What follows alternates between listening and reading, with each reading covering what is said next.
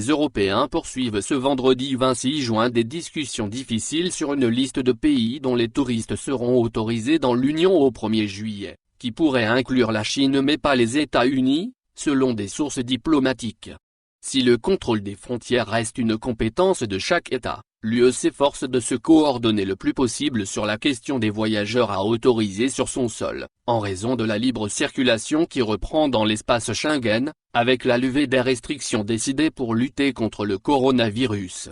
Les voyages non essentiels vers l'UE sont interdits depuis la mi-mars. Cette mesure doit être levée progressivement, en privilégiant les visiteurs venus de pays dont la situation épidémiologique est similaire ou meilleure que celle de l'UE, où la pandémie a reflué. Mais tandis que les pays européens les plus touristiques sont désireux de rouvrir sans tarder, d'autres sont plus frileux, souligne une source diplomatique. La Grèce a commencé dès le 15 juin à rouvrir ses aéroports à plusieurs pays hors UE, dont la Chine, la Nouvelle-Zélande et la Corée du Sud. Nous demandons instamment qu'un accord soit conclu rapidement, a déclaré la porte-parole du gouvernement espagnol, María Jesús Montero. Les ambassadeurs des pays de l'UE et de l'espace Schengen, qui se sont déjà réunis à plusieurs reprises récemment sur cette liste, ont repris leurs discussions dont l'aboutissement vendredi est toutefois incertain.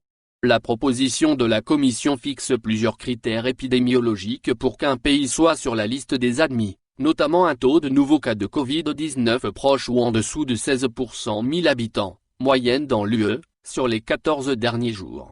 Sur la base de ce critère seulement et d'après une liste provisoire datant du début de la semaine, sont exclus les voyageurs venant des États-Unis, du Brésil, du Canada notamment, tandis que sont admis entre autres ceux de Chine, du Japon, de Corée du Sud, d'Inde, du Maroc, de Cuba, du Venezuela, d'Australie, de l'Algérie, de Nouvelle-Zélande et de pays des Balkans occidentaux, indique une source diplomatique.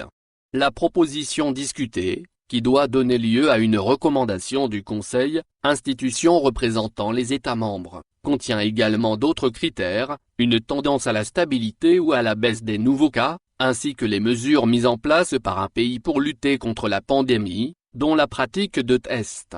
Plusieurs États membres jugent toutefois problématique la fiabilité des données épidémiologiques fournies par des pays tiers, notamment la Chine.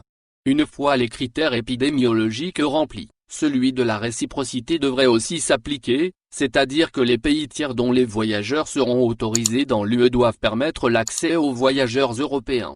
La liste devrait être révisée toutes les 2 semaines, selon une source européenne.